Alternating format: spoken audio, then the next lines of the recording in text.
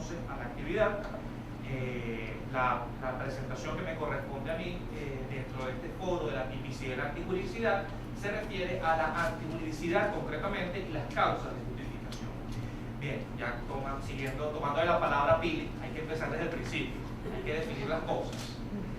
Hay que saber qué es la antijuridicidad y qué es la tipicidad y qué es la antijuridicidad. A ver, el delito como tal, siguiendo el profesor Santiago Mir, es un hecho penalmente antijurídico. Un hecho penalmente antijurídico. Dentro de la antijuridicidad en general, tenemos a los ilícitos penales, que son los hechos antijurídicos penales, de naturaleza penal, los hechos ilícitos civiles, los ilícitos administrativos. Es decir, tenemos en esa parcela, tenemos al derecho penal, dentro de los injustos penales o hechos antijurídicos penales, la antijuridicidad penal. Bien, el hecho penalmente antijurídico, es decir, el delito, el hecho punible, requiere dos elementos básicos. En primer lugar, la tipicidad y en segundo lugar, la antijuridicidad.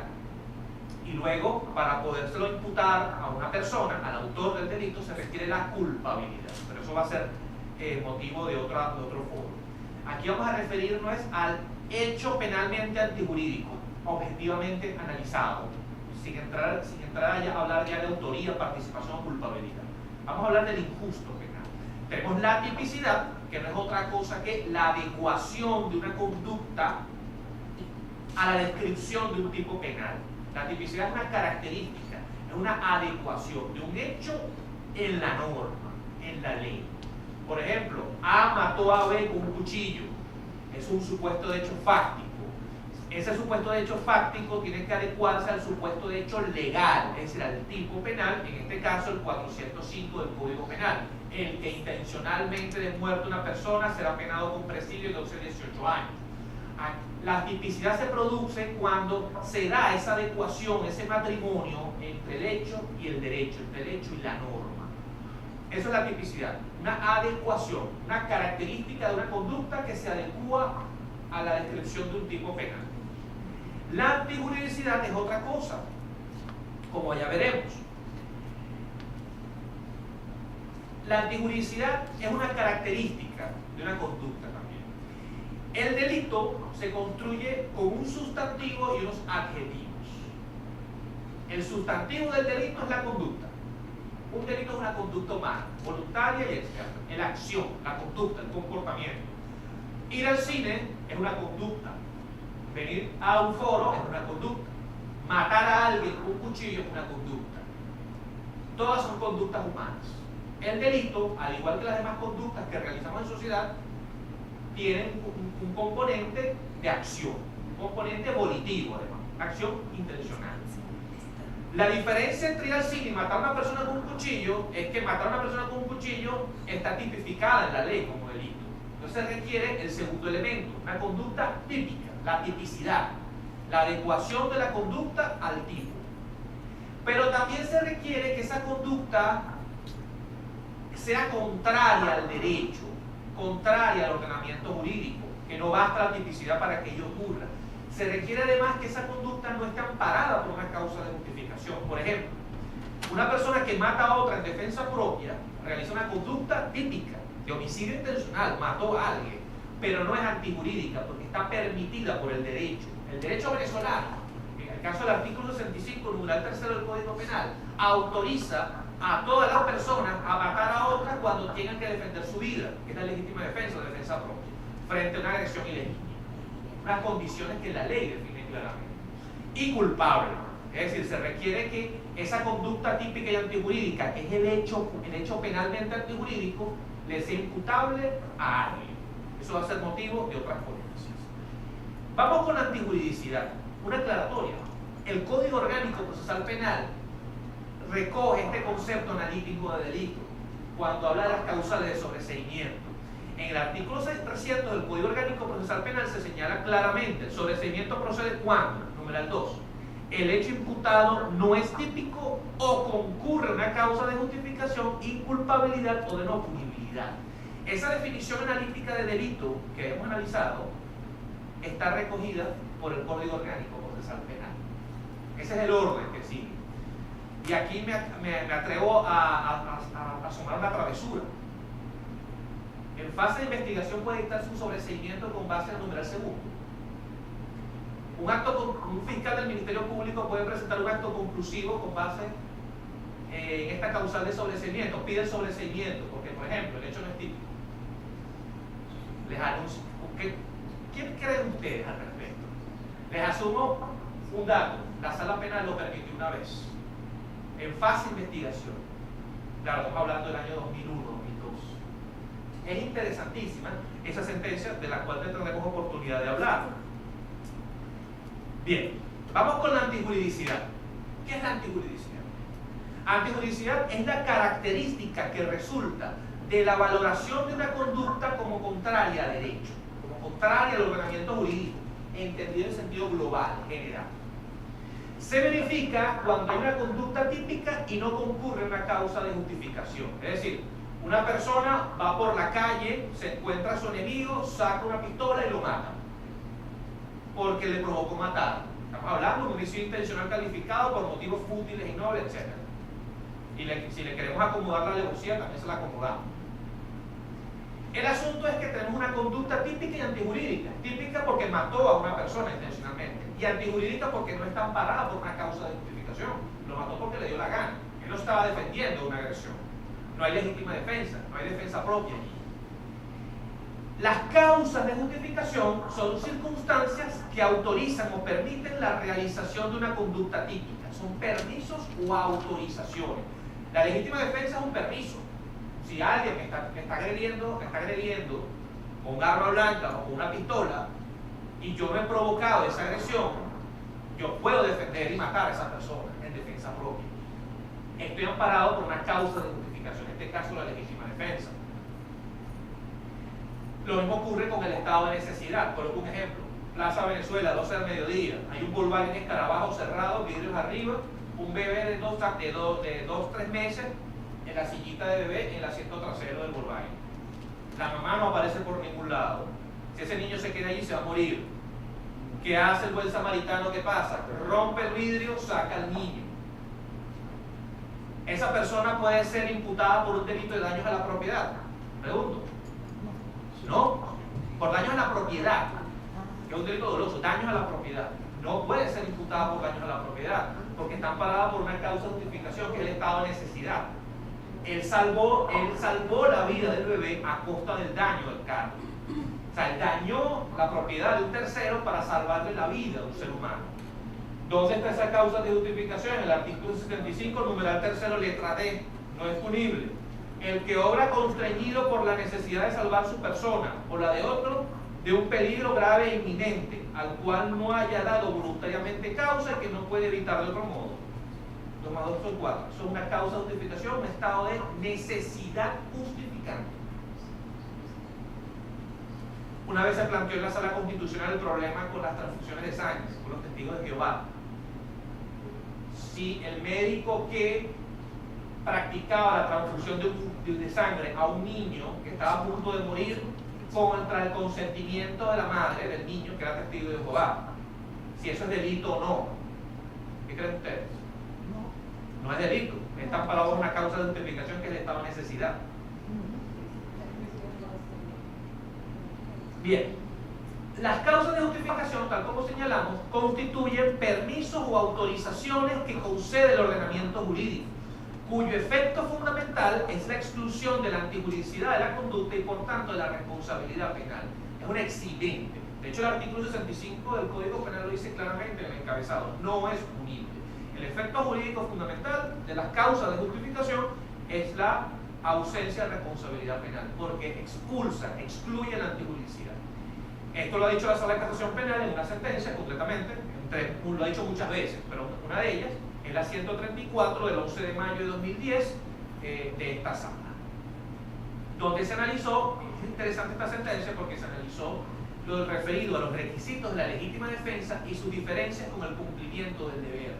Se plantea el problema de que si un funcionario policial utiliza el arma orgánica para defenderse a sí mismo y defender un tercero, se plantea la dicotomía si eso es legítima defensa o es cumplimiento del deber. Esa sentencia desarrolla muy bien esa diferencia.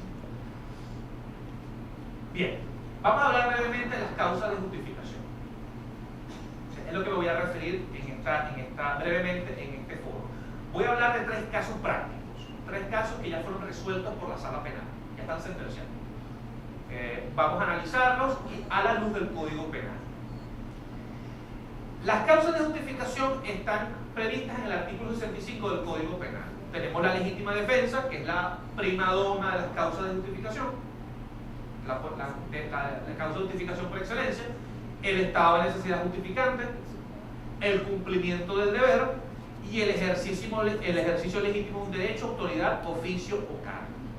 Estas causas de justificación, sobre todo la legítima defensa, el ejercicio legítimo de un derecho y el cumplimiento del deber, han sido resueltas o analizadas por la sala penal. El estado de necesidad justificante no. La única sentencia que yo recuerdo del Tribunal Supremo que ha analizado esto se dio en sede de sala constitucional y muy tangencialmente en el caso de los testigos de Jehová. Del resto no recuerdo otro, salvo algunas diferenciaciones que se han hecho con la legítima defensa. Al margen de eso, no hay sentencia que haya desarrollado fundamentalmente el estado de necesidad.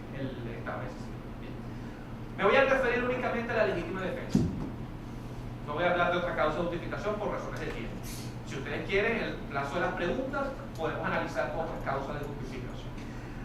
La legítima defensa está prevista en el artículo 65, numeral 3, letras A, B y C del Código Penal. Aquí está la disposición: el que obra en defensa de su propia persona o derecho, siempre que concurran las circunstancias siguientes: agresión ilegítima, necesidad del medio empleado y falta de provocación suficiente. Los 3 requisitos concurrentes. Y luego viene la defensa putativa.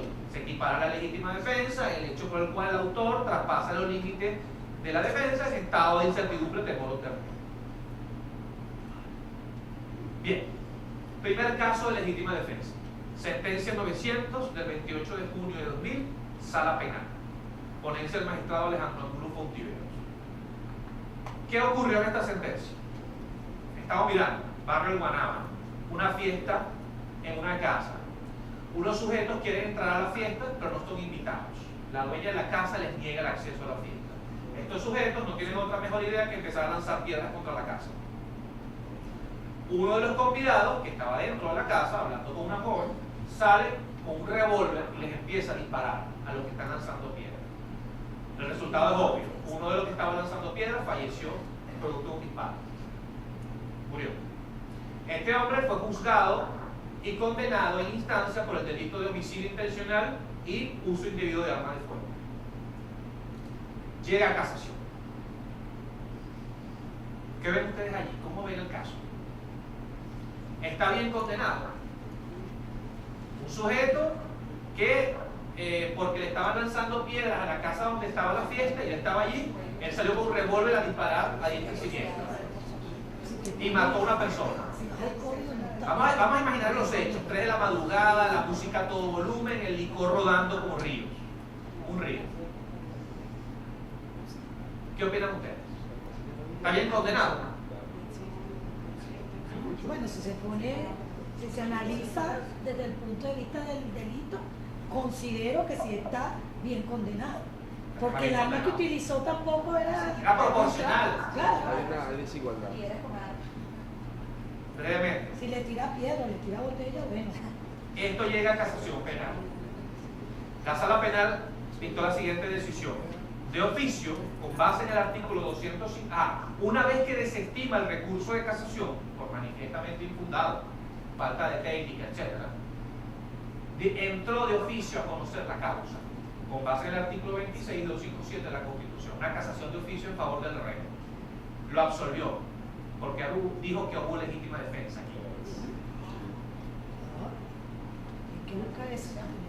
Lo absolvió. Dijo que el medio empleado era necesario y proporcional para hacer frente a la agresión, porque las piedras podían poner en peligro la vida, la integridad personal e incluso la vida de las personas que estaban dentro de la casa. Lo interesante es que no se sabe en la sentencia, porque no lo dice, si es que eran piedras de río, si eran cantos rodados, si eran piedritas o hacia dónde cayeron las piedras. No se sabe. La sentencia no se dice. Eran rocas que le estaban lanzando. No se sabe. Lo absolvió. Bien. ¿Cuál es el contenido de esta sentencia? Analiza los requisitos de la legítima defensa con especial énfasis en la necesidad del medio empleado. Necesidad es igual a proporcionalidad, al menos a la luz de esta sentencia. Vamos a retroceder. Esta sentencia se centró en el segundo requisito de la legítima defensa. Necesidad del medio empleado para impedirlo o repeler. La pregunta, ¿este requisito concurrió aquí? ¿No? Obviamente que no. ¿Qué significa necesidad en estricto derecho? Que el medio que yo utilicé sea el único que yo tenía a la mano, es decir, la última vía. Yo no tenía otra posibilidad menos lesiva para hacer frente a la agresión, para neutralizar la agresión. En estricto derecho eso significa necesidad. Que el medio que yo utilicé haya sido el único que yo pude utilizar. No había otro menos lesivo. Pregunta, ¿en este caso había otro medio menos lesivo para repeler la agresión de las piedras? Sí. Devolver las piedras, salir con una silla, llamar a la policía, es decir, tirar de botella, lo que sea. A ver, un revólver no era un medio necesario a la luz de este caso. Pero hay otro problema, porque esta norma está incompleta. Discúlpeme la expresión, esta norma está chuputa. Le falta algo en este numeral segundo, que nuestro legislador lo eliminó en 1912, en el Código Penal de 1912, que se refiere a la racionalidad. Los códigos penales latinoamericanos, en su mayoría, que son de inspiración española, requieren la necesidad y la racionalidad del medio empleado. Necesidad más racionalidad es proporcionalidad. ¿Por qué? Les coloco un ejemplo. Un señor en Guatire vive en una finca, solo, en silla de ruedas. Todos los días unos niños se meten a hurtar unos limones que él tiene allí. El único sustento que tiene ese señor son los limones. Toda la semana pasa un camión, se lleva los limones y le dan un dinero. Ese señor vive solo. El único medio que él tiene para defenderse es una escopeta. Pasa el primer día, los niños entran, se le ríen y le hacen así al señor. Y se van con los limones. Segundo día, tercer día. Un día él dispara al aire. Los niños le vuelven a hacer así. No tienen con quién llamar, no tienen con quién hablar porque el señor es ermitaño, no tiene hijos, no tiene familia. Hasta que un día el señor vio a los niños que se están gustando los limones, saca la escopeta y lo mata. Mata a uno de ellos, un escopetazo. Pregunta, ¿este señor actuó en estado en legítima defensa?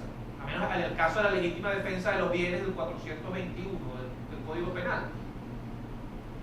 Leo una norma del Código Penal bien interesante, que es prima de la legítima defensa. Perdón, 423 del Código Penal. No será punible el individuo que hubiere cometido los hechos previstos en los capítulos anteriores, homicidio y lesiones, encontrándose en las circunstancias siguientes: de defender sus propios bienes contra los autores del escalamiento, de la fractura o incendio de la casa, de otros edificios habitados o de su dependencia, siempre que el delito tenga lugar de noche o en sitio aislado, de tal suerte que los habitantes de la casa, edificios o dependencias puedan creerse con fundado temor amenazados en su seguridad personal. Esta es prima de la legítima defensa, toda la defensa de los bienes. Yo puedo como defensor invocar esta causa de justificación. Sí. ¿El medio era necesario? Pregunto. Sí. Sí. Yo no tenía otra vía para repeler la agresión. En principio. Estoy solo con una escopeta. Pero pregunta. La pregunta fundamental aquí. La racionalidad. Yo puedo sacrificar la vida de una persona para proteger la propiedad. No, creo. Yo puedo dañar la vida de alguien para proteger mi propiedad. No hay una grosera desproporción entre el bien jurídico impactado y el bien jurídico protegido. Sí. En consecuencia, señores, aquí no hay legítima defensa por ningún lado. El señor tiene que ser castigado. No hay legítima defensa, ni defensa propia ni defensa de los bienes. Tiene que haber una equiparación entre el bien jurídico afectado y el bien jurídico protegido. Si ese equilibrio se rompe, no hay legítima defensa. Pero ese requisito no está allí. Es interesante que una posible reforma del Código Penal vuelva a ese requisito, que también muchos dolores de cabeza le ahorraría a los jueces de juicio, además. Ese tema de la sala de casación penal, incluir el requisito de la racionalidad, que no está. El Código Penal español lo tiene, por ejemplo. El Código Penal colombiano lo tiene aquí al lado. Nosotros, como somos exquisitos, en 1912 quisimos hacer las cosas de nuestra manera, sacamos ese requisito. ¿Por qué? No sabemos. Bien. Vamos a hablar de otra sentencia. Sentencia 299 del 27 de agosto de 2004. Este es otro caso. Sala Penal del Tribunal Supremo de Justicia. ¿Qué se trata este caso? Un sujeto está protegiendo a su familia de unos tipos que están fuera de la casa, disparándole a la casa. Él está allí con su mamá, su esposa y sus 2 hijos. Unos enemigos vienen a dispararle a su casa. 3 sujetos están disparando desde afuera. Rompen los vidrios, los tiros entran, todo el mundo al piso, gritos, llantos, etc. ¿Qué está pasando? El hombre de la casa, que es un excelente tirador, porque es cazador, saca una escopeta superpuesta, que son escopetas que se utilizan para cazar aves. Las yuxtapuestas, que son así, son para cazar presas de tierra, ¿verdad? Superpuestas para cazar aves, patos, etc. Él es experto cazador, saca una escopeta, primer disparo, mata a uno de los agresores que está afuera, abatido. Segundo disparo, mata al segundo agresor. Recarga la escopeta, saca 2 cartuchos percutidos, introduce 2 nuevos cartuchos, cierra la escopeta, tercer disparo, mata al tercer agresor. Excelente tirador, de noche y con escopeta. Mató a los 3. Este sujeto fue juzgado por el delito de homicidio intencional y uso indebido de arma de fuego. ¿Qué opinan ustedes? No debió ser juzgado por eso. Ahí se alego yo En Estados la Unidos, legítima pues. defensa. Considero que debe haber legítima defensa. Ah, excelente, legítima defensa. Estamos claros, estamos de acuerdo. ¿Y cómo hacemos aquí?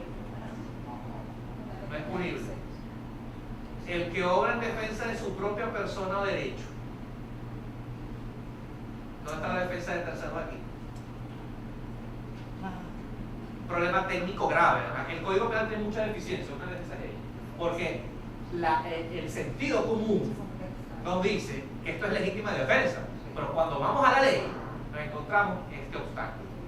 Ahora bien, la sala de casación, esta honorable sala, resolvió este problema de la siguiente forma. Hizo una interpretación extensiva de la norma y dijo: señores, cabe la defensa de terceros en el Código Penal. De hecho, la sala penal absolvió a este hombre por legítima defensa. No fue en el año 2004. Lo absolvió porque dijo que cabía la defensa no solamente propia, sino en favor de terceros. Aquí se planteó un problema teórico interesante, porque la defensa del imputado decía lo siguiente: esto no es legítima defensa, sino estado de necesidad. El estado de necesidad, en la letra D del numeral 3 del artículo 65, regula el estado de necesidad y dice: el que obra constreñido por la necesidad de salvar su persona o la de otro. Ahí sí, eso es lo que antiguamente la doctrina venezolana se llamaba estado de necesidad justificante o defensa necesaria. La defensa necesaria, se decía así. Eso, por ejemplo, lo decía el profesor Mendoza Troconis, en su tratado de Derecho Penal. La sala penal dijo: cortó por lo sano. Señores, esto no es estado de necesidad, porque en el estado de necesidad hay un conflicto entre bienes jurídicos, un conflicto ahí, pero no hay una agresión. En el estado de necesidad no hay una agresión. Yo no me estoy defendiendo de una agresión. En consecuencia, esto es defensa de terceros. Entonces, lo interesante de esta sentencia es que establece las diferencias entre el estado de necesidad y la legítima defensa, porque dice: en el estado de necesidad no hay una agresión, en la legítima defensa sí. Por ejemplo, cuando yo estoy en Plaza Venezuela rompiendo el vidrio de un Volkswagen Escarabajo para sacar a un niño a las 12 del mediodía, yo no me estoy defendiendo de una agresión, ni estoy defendiendo al niño de una agresión. Yo lo que estoy es protegiéndolo de una situación de peligro creada por la imprudencia de un tercero, su mamá. Pero yo no me estoy defendiendo de una agresión, eso es estado de necesidad. En la legítima defensa sí hay una agresión. De hecho, la letra A del numeral tercero del artículo 65 lo exige: agresión legítima. Segundo, señala que la legítima defensa debe existir proporcionalidad entre el bien jurídico sacrificado y el bien jurídico salvaguardado. La sala penal aquí dijo que aquí cabía perfectamente la legítima defensa, inclusive de terceros, porque yo estoy protegiendo la vida de mi familia a costa de la vida de unos terceros que me están disparando y me están agrediendo ilegítimamente. Los tipos no es que me están lanzando piedras a la casa, es que me están disparando. Son 3 tiradores. Yo soy experto tirador, no tengo otra salida que utilizar mi escopeta de cacería, así sencillo. Los maté a los 3. Aquí hay una proporcionalidad, es decir, vida contra vida. Lo que decía el profesor Mir, la exclusiva protección de bienes jurídicos en materia de causa de justificación. Hay que hacer esa ponderación entre un bien jurídico que está en conflicto con otro bien jurídico. A ver, el derecho no me obliga a mí ser un héroe, sacrificarme por esos tipos. Sencillamente los mato y ya, para protegerme a mí y proteger a mi familia. Y en tercer lugar, reconoce la defensa de tercero como un supuesto de legítima defensa y la distingue que el Estado necesita. Aquí la legislación penal, a mi modo de ver, de forma correcta, cambió esa línea de jurisprudencia que venía de casi 100 años en la jurisdicción penal venezolana y dijo que esto no era defensa necesaria, sino legítima defensa, propiamente dicha. Por último, un tercer caso, antes de darle la palabra al colega, que es otro caso de legítima defensa, pero tiene que ver con la defensa putativa.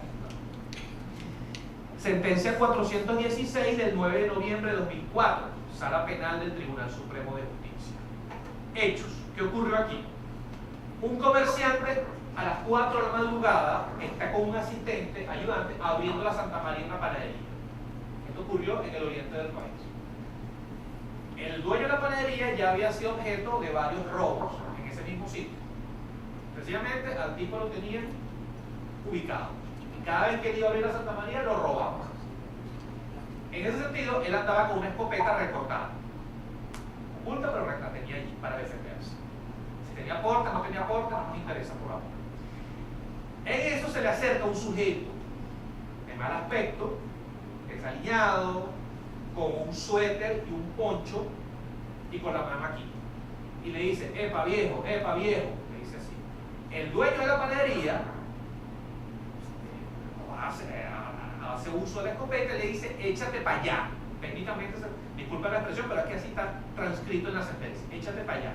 Arrímate para allá. El hombre sigue avanzando en actitud amenazadora. Epa viejo, con la mano aquí, dentro del suéter. A ver, 3 de la madrugada, un hombre con un suéter, un poncho y con la mano adentro. La máxima de experiencia que dice: ¿me va a robar? ¿Me va a robar? A la tercera vez, cuando ya lo tenía a menos de 1 metro, este señor saca la escopeta recortada y dispara. Mata a este hombre sospechoso. Este señor fue juzgado en instancia por el delito de homicidio intencional y uso indebido de arma de fuego. ¿Qué opinan ustedes? ¿Lo condenamos, lo absolvemos? ¿Por qué? No tenía arma. No tenía arma.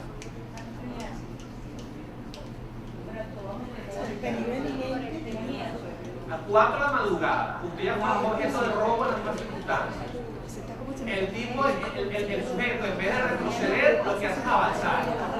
Actitud amenazadora y con la mano aquí adentro. Bien, él fue juzgado y fue absuelto en instancia. Fue absuelto. Fue absuelto porque el tribunal de instancia consideró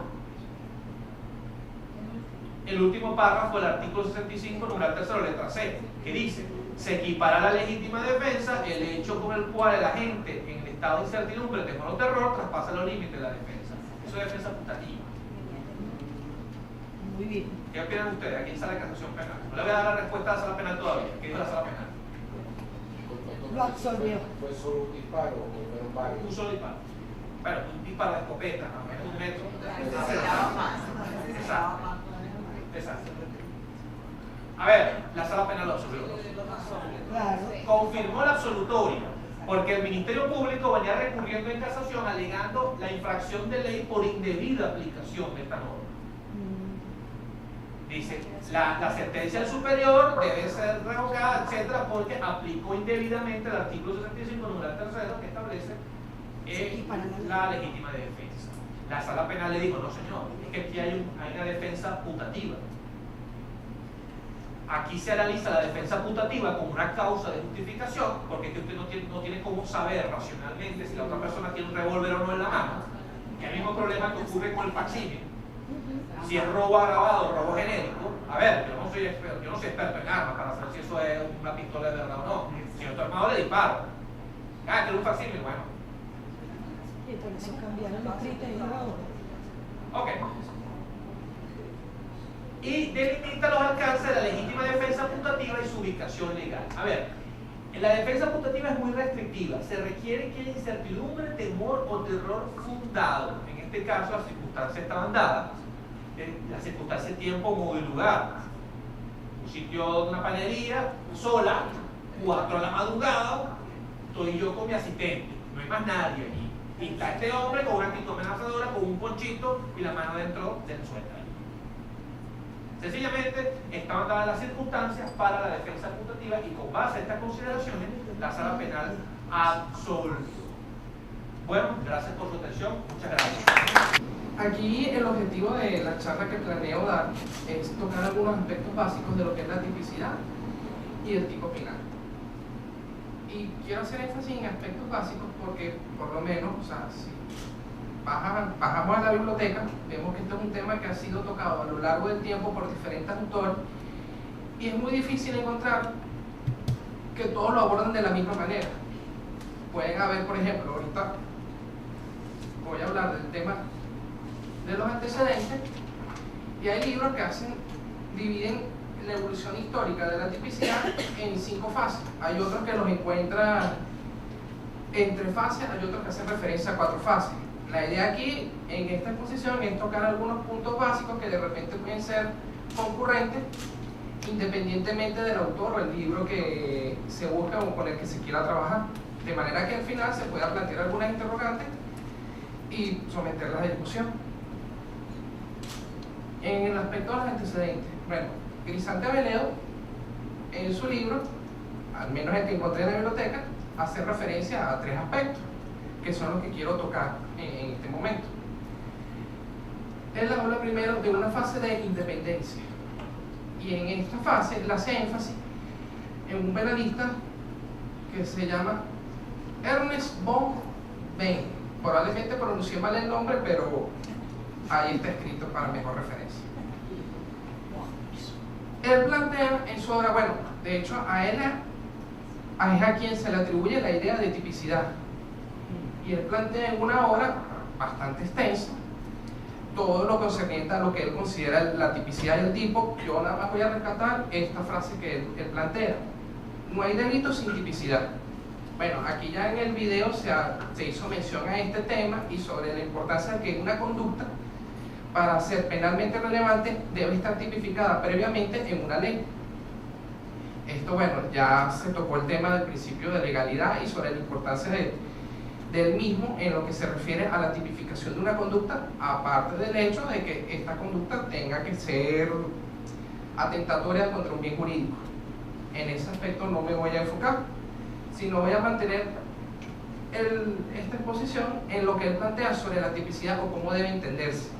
Él veía la tipicidad como un aspecto, como una función meramente descriptiva, porque la consideraba como algo abstracto y objetivo, o sea, una creación de la ley que te presenta una conducta y nuestra función sería ver si esta conducta se corresponde al hecho imputado. Aquí, en pocas palabras, no habría que pensar mucho. Tenemos la conducta que está descrita en una ley, que no debemos presentarla a nosotros, sino que está ya en una ley y que tenemos que ver si esta se acondiciona al hecho que se está imputando.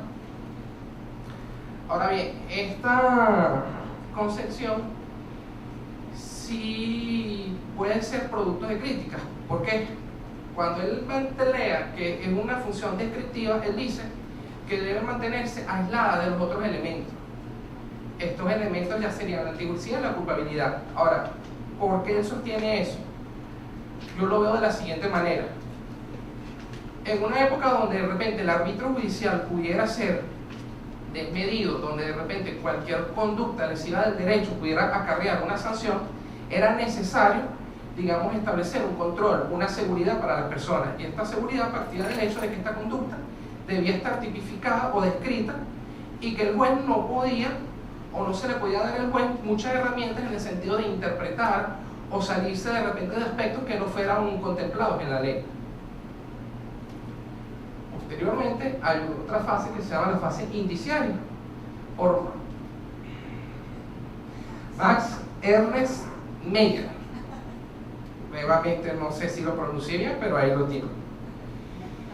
En esta fase se puede de repente resumir, o al menos creo yo que se pudiera resumir en la siguiente oración. Si un acto es típico, es posible que sea antijurídico. ¿Por qué? Porque él dice, bueno, la tipicidad cumple una función de darnos un indicio sobre la antijuricidad. Pudiera ser que si una conducta es típica, es probable que sea antijurídica. No, aunque claro, ya como se presentó antes, o sea, no necesariamente el hecho de que sea típica puede ser antijurídica, puede haber una causa de justificación. Pero sí, efectivamente, la tipicidad es un indicio, nos pudiera dar una pista sobre una posible antijuricidad, o al menos eso era lo que se mantenía en esta fase. Luego viene la fase ratio excidendi, por el siguiente autor, Edmundo Mesler. Él planteaba lo siguiente, o al menos un resumen muy concreto de lo que él dice. El tipo penal es la razón de ser de la antijuricidad.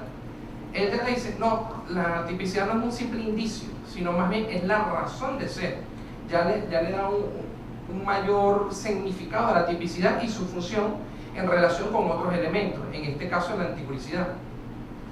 Claro, aquí me voy a detener un poco porque esto también se puede prestar a cierta discusión. Si yo planteo que la tipicidad es la razón de ser de la antijuricidad y sostengo que una conducta puede ser típica pero no antijurídica, se pudiera entonces decirlo al revés. Una conducta antijurídica puede existir sin la tipicidad. O sea, si, un ejemplo tonto, si la razón de yo ir para el gimnasio es porque quiero impresionar a alguien, a una muchacha que está trabajando conmigo, si esa muchacha no está, yo no tendría de repente una razón para ir al gimnasio. Entonces, claro, aquí hay una crítica, porque efectivamente sí pueden haber conductas antijurídicas, pero que no necesariamente son típicas. Y bueno, en el video ya se asomó un poco esa idea cuando se hacía el ejemplo con el derecho civil o con las obligaciones civiles. El que yo no incumpla con una deuda es una conducta contraria a derecho, que bueno, fue el ejemplo que se citó en el video, pero esa conducta no es típica, o al menos no es penalmente relevante. Se podría decir, bueno, el que yo tenga una deuda, sí, efectivamente estoy afectando el patrimonio, pero ¿será penalmente relevante someter a esta persona a un proceso como el derecho penal? Por lo menos la concepción que se tiene actualmente es no. Por último, antes de pasar al siguiente punto, quiero hacer referencia a otros dos autores que Grisante Venedo cita, y siendo este el autor al que estoy tomando como referencia. Y uno de ellos es Jiménez de Azúa. Él dice lo siguiente: ya él no ve solamente la tipicidad como, bueno, vale decir que Grisante Venedo apoya la posición de Jiménez de Azúa. Ya la tipicidad no es solamente un indicio o es la razón de ser, sino tiene dos funciones que se compaginan. Una es de conocimiento y otra es de concreción. Conocimiento, rescatando lo que se dijo en la fase indiciaria, porque efectivamente sí nos da una pista. O sea, una conducta típica, si el hecho encuadra dentro de la conducta típica, es posible que sea antijurídica. Faltaría verificar si hay una causa de justificación, pero ya por lo menos nos da cierto conocimiento, ciertos indicios de que efectivamente puede ser antijurídica. Y dice de concreción por lo siguiente. Él dice, bueno, nos permite concretar qué conducta antijurídica es penalmente relevante. Aquí, esto es más que todo sobre la crítica que se le hizo en la fase de la ratio excidendi. Ahora, antes de pasar al siguiente punto, y considero importante hacer referencia a esto, porque aquí se me planteó una duda cuando estuve trabajando el tema. Y bueno, Jiménez de Azúa, Grisante Venedo, cuando definen el delito, y probablemente no debería hacerlo porque estoy ya metiendo otros puntos y que pudieran de repente dar a otras discusiones más largas, pero ellos definen que el delito se debe entender como una conducta típicamente antijurídica y culpable. ¿Cuál es el problema si yo digo típicamente antijurídico? Pareciera, repito, sin ánimos de sostener ninguna teoría, sin ánimos de profundizar en el tema, pareciera que si yo digo típicamente antijurídico, estoy relacionando los dos elementos. O sea, ya no estoy diciendo solamente el delito es una conducta típica, antijurídica y culpable. Esos efectos de, por ejemplo, el juez de control, si le planteas que esta conducta es atípica, él dice, bueno, ajá, una conducta es atípica, pero si el hecho es una conducta típicamente antijurídica, yo debo considerar también la antijuricidad. Y la antijuricidad también nos trae el tema de las causas de justificación. Y hay causas de justificación que necesariamente necesitan que haya un examen probatorio. Por ejemplo, aquí cuando se habló de la legítima defensa, se analizaron diferentes circunstancias. Se analizó si la persona estaba sola, se analizó si había un daño. Bueno, en el primer ejemplo, si hubo una fiesta y el tema de lanzarlo las piedras, probablemente era necesario presentar testigos que acrediten, bueno, sí, mira, él solamente estaba lanzando una piedra y estos fueron y querían entrar a una fiesta, pero dijeron que no. O sea, habían aspectos que eran necesarios de dilucidarlos en un juicio, y eso, si planteamos el término de delito como una conducta típicamente antijurídica, puede ser entonces que estamos hablando que si la conducta no reviste carácter penal, tenemos que verla en juicio, no podemos verla en control.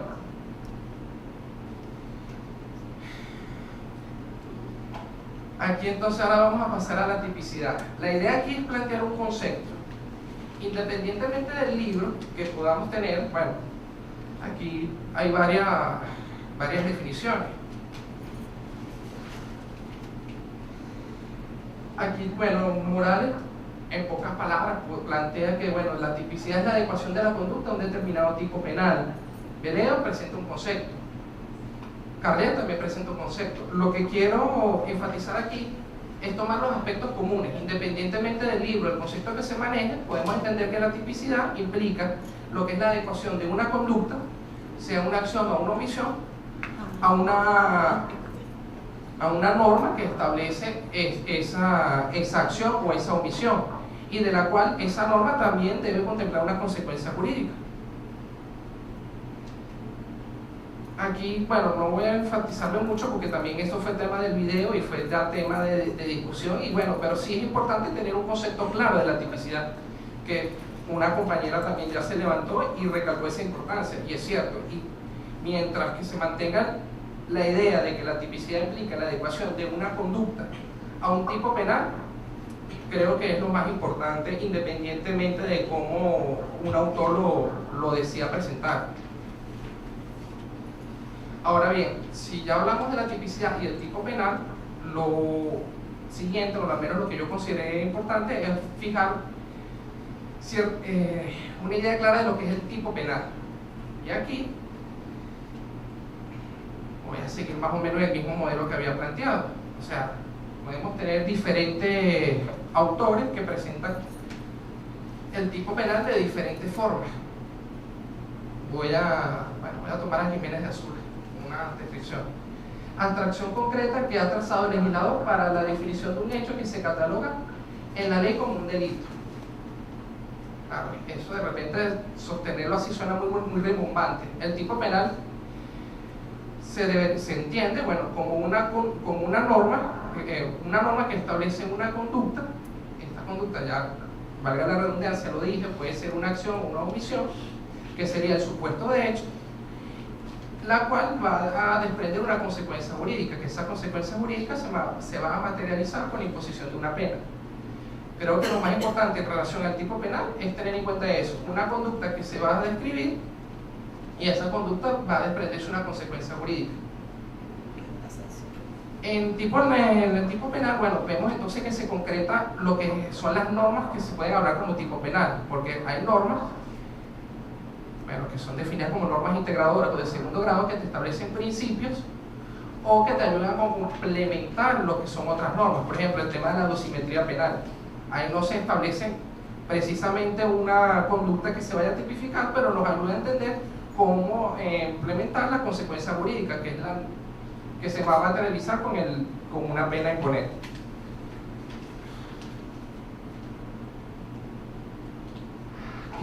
Ahora, bueno, si tenemos una idea, o al menos traté de hacerlo, de lo que es un concepto del tipo penal, lo siguiente sería entender los elementos, porque si vamos a hacer ese ejercicio de adecuar una conducta a un tipo penal, es necesario tener en cuenta cuáles son los elementos que lo conforman para tener una comprensión clara si la misma se adecua o no a esa norma. Aquí también va a pasar algo, o bueno, al menos me pasó a mí. Pueden uno tomar muchos libros y efectivamente van a haber coincidencias, pero ellos van a presentar esos elementos de distintas formas. De hecho, ahorita voy a desarrollar mejor esa idea. Pero básicamente los elementos del tipo penal los quiero, o los pensé yo resumirlos en un supuesto de hecho, un verbo rector y una consecuencia jurídica. En el supuesto de hecho, bueno, se va a establecer la conducta.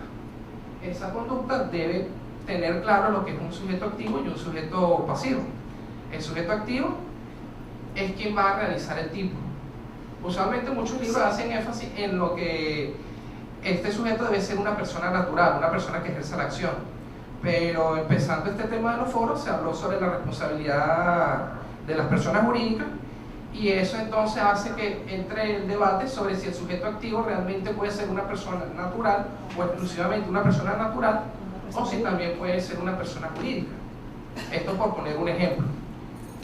El sujeto pasivo, bueno, es la persona del bien jurídico protegido y en la que va a sufrir el daño a ese bien. Tanto el sujeto activo como el sujeto pasivo puede dar lugar a que se clasifiquen los tipos penales de distintas maneras. Por ejemplo, está la norma general que te dice, bueno, no podrás matar, o sea, se prohíbe matarse, esa es la prohibición. Pero hay normas específicas que de repente le atribuyen al sujeto activo una cualidad. Por ejemplo, el caso del parricidio. Voy a usar eso para explicar tanto el sujeto pasivo como el sujeto activo. Porque el sujeto activo tiene que tener una cualidad y el sujeto pasivo tiene que tener una cualidad. Y así podemos encontrarnos de repente otras normas que exigen ciertas cualidades al tanto el sujeto activo como el sujeto pasivo. Otro ejemplo del sujeto activo sería el caso donde se exige que la conducta sea por un funcionario público.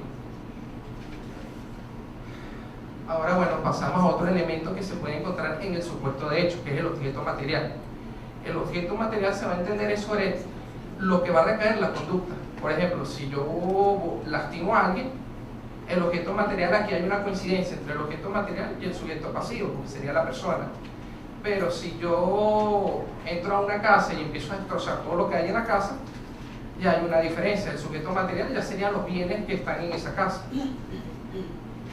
El objeto bien jurídico, bueno, ya ese tema también ya se salió a reducir anteriormente, y es sobre el bien que está protegiendo el derecho. Esto es algo que no necesariamente tiene que estar explícito no tiene que estar, digamos, mencionado en la norma como tal. O sea, se entiende, si estoy hablando de matar, el bien jurídico es la vida.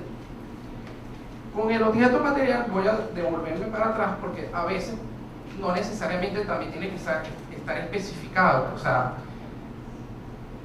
si yo entro a la casa, volviendo al ejemplo de la casa, y dañé el televisor, los muebles, todo, no necesariamente tiene que haber una norma que diga, bueno, mira, aquí se le va a imputar daño a la propiedad por el tema del televisor o por el tema de, o sea, el delito contra la propiedad. El verbo rector. El verbo rector es la expresión gramatical que nos va a ayudar a concretar cuál es la conducta delictiva. Por ejemplo, matar, lesionar. Eso nos va a ayudar, porque el supuesto de hecho puede plantearse de distintas maneras. Si yo mato con alguien con veneno, ya estoy variando el supuesto de hecho, ya estoy colocando un elemento adicional, pero el verbo siempre va a estar, matar. Y bueno, las consecuencias jurídicas, que ya fue explicada en su oportunidad, nos va a ayudar a concretar cómo se va a sancionar esa persona. Eso por lo general, la regla general siempre habla de una pena, aunque puede haber normas que establezcan una consecuencia jurídica distinta.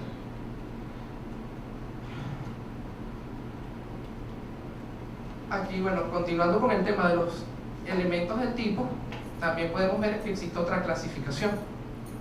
Esta clasificación la podemos entender como elementos subjetivos.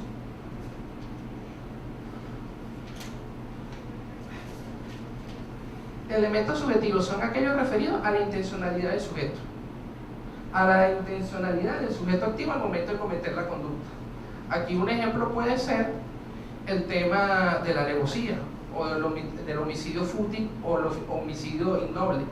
Aquí el sujeto activo estaría actuando efectivamente con una intención, pero esta intención ya se concreta de una manera. O sea, no es lo mismo hablar de un homicidio fútil que un homicidio innoble o un homicidio con alevosía. Eso implica que la intención del sujeto era actuar sobre seguro. O sea, él ya había preparado el escenario para poder cometer el delito. Este tema también trae un punto delicado que es el, también quiero hacerlo plantear, así como el hecho típicamente antijurídico. Si hablamos de intención, estamos hablando del dolo, de la culpa. Y si volvemos al tema de cómo entendemos el delito, bueno, una conducta típica, antijurídica y culpable. Pareciera entonces que si hablamos de dolo y culpa, de intención, estamos hablando de la culpabilidad. Eso, no quiero tampoco desarrollar mucho el tema, solamente quiero dejar la duda, pero sí, ya ha habido opiniones por la doctrina y se fundamentan de repente en distintas teorías. Si hablamos de la teoría finalista, pareciera que sí, que podemos entender el dolo y la culpa en el tipo, podemos contemplar. Si hablamos de la causalista, pareciera que entonces tenemos que ver que el dolo y la culpa se va con el tema de la culpabilidad, entonces tenemos que llevarlo para allá. Estos efectos prácticos también nos hablan sobre si una conducta puede ser planteada ante un juez de control, si es típica o atípica. Si hablamos de la tipicidad relativa implica que la conducta no es típica porque faltan algunos elementos. Y si hablamos de los elementos subjetivos, el juez de control pudiera decir, mira, si estamos hablando de intención, si estamos hablando de culpa, es necesario que haya un juicio. Y que en ese juicio se planteen esos temas, si realmente estaba la intención, si realmente la persona actuó con culpa o con negligencia. Por eso es importante ver este tema, estos elementos subjetivos, en aras de ver bien si el dolo o la culpa se puede plantear como un problema de atipicidad o sería un problema de inculpabilidad. El siguiente punto son los elementos normativos. Los elementos normativos se tratan de los conceptos jurídicos. Aquí, bueno, voy a volver a hacer el ejemplo de homicidio fútil o el estar casado válidamente, que creo que ya lo dije al principio. Son conceptos que de repente requieren una interpretación, que no pueden tomarse tan a la ligera. Si hablamos de el delito de bigamia, estar casado válidamente, entonces válidamente sería un concubinato o sería un matrimonio civil como tal. Puede dar este tema a interpretación, o inclusive el tema del temor, que hablamos de la defensa putativa. Porque si hablamos del temor en términos jurídicos, en vista de analizar una norma, no es lo mismo el ejemplo de que yo estoy en mi casa en un lugar peligroso en la noche, en un barrio, y empiezo a escuchar que las puertas de mi casa se revientan o empiezo a escuchar que las ventanas se rompen. Yo puedo pensar que alguien está disparando, alguien está haciendo algo y puedo actuar en consecuencia. Pero de repente, bueno, se trata que a lo mejor un vecino rompe una puerta y yo estoy interpretando la situación de una manera distinta. Entonces, por eso es lo importante de los elementos normativos al momento de describir el tipo penal y de su interpretación, que puede ser extensiva o puede ser restrictiva. En muchos casos, lo mejor es entenderlo de una forma restrictiva, no ampliar conceptos como, por ejemplo, temor que se entienda, bueno, cualquier circunstancia que me cause un temor. Racionalmente habría que estudiarlo. Ya hice la diferencia del señor que vive en una zona peligrosa, de repente el señor que vive en otro lugar, en un lugar más apartado. O sea, el temor que él pueda tener no puede entenderse de la misma forma que pueda hacerlo otra persona que a lo mejor no está ubicada en un lugar tan peligroso. Aquí, bueno, se plantea también el tema de los elementos objetivos o descriptivos. De hecho, en la mayoría de los libros hacen una distinción, hablan de elementos objetivos y a su vez hablan de elementos descriptivos. Ayer revisando un libro con otro compañero vimos que un autor nos dice que son elementos objetivos o descriptivos, los relacionan, no los separan. Estos elementos, bueno, describen la exterioridad de la conducta, ya no se diferencian de los subjetivos. Aquí cuando hablamos de los subjetivos, bueno, hablamos de la intención, del elemento interno de la persona. Los elementos objetivos describen la conducta externa. Si yo me levanté y lastimé a un compañero con un bate, o sea, eso es un elemento externo, eso no necesita una apreciación, eso se constata. ¿Por qué algunos libros lo separan y dicen, bueno, elementos descriptivos lo toman como la descripción de la conducta. Y elementos objetivos ya lo reduce aún más, dice, bueno, elementos que no necesitan su comprobación. Lesionar implica que una persona sufra una herida, o sea, eso como tal es objetivo, no hay mucho a que considerar. Si la persona está muerta, está muerta.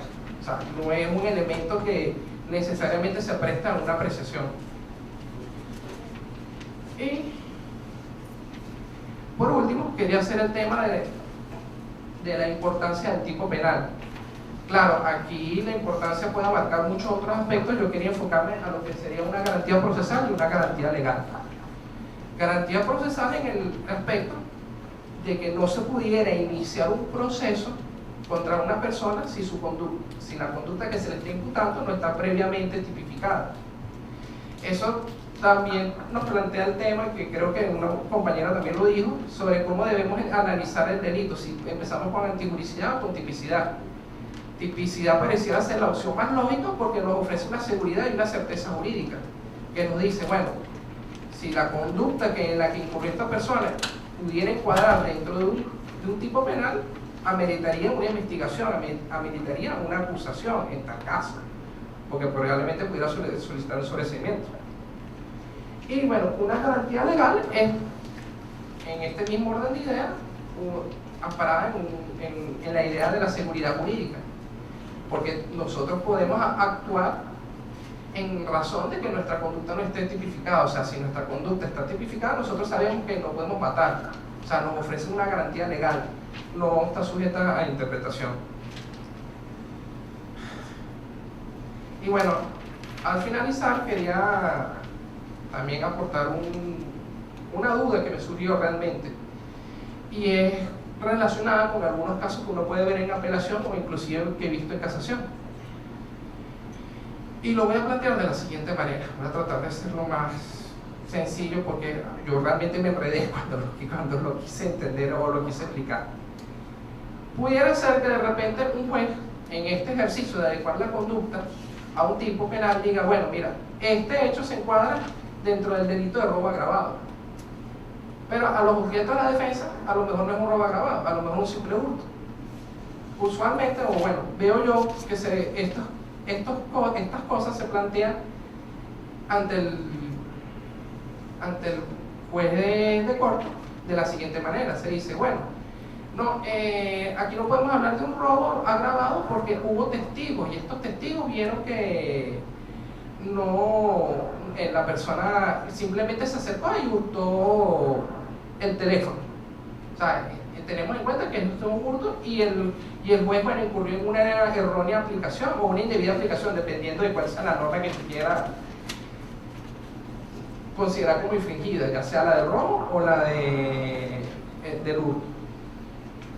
¿Qué plantea esto? Esto obviamente hace que el juez de corte diga, mira, yo no puedo entrar a valorar, tú me estás pidiendo que valore las pruebas que se presentaron en juicio para yo ratificar lo que tú me estás diciendo, porque tú lo que me estás dando realmente es una valoración tuya de las pruebas y me estás pidiendo que yo valore tus pruebas.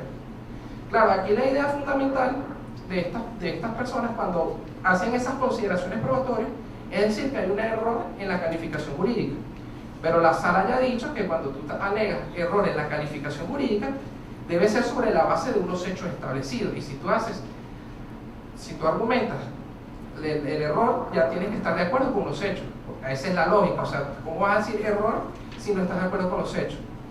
La pregunta entonces sería ¿cómo plantear este tema probatorio? Que muchas veces lo confunde con un error de la calificación jurídica.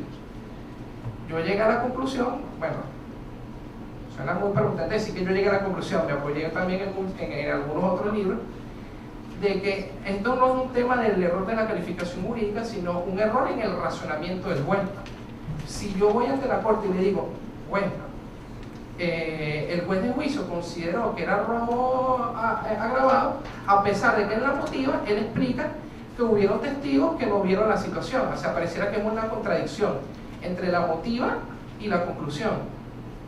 Eso también se ve mucho en casación, que a veces quieren meter el tema probatorio para decir que hay un error en la calificación jurídica.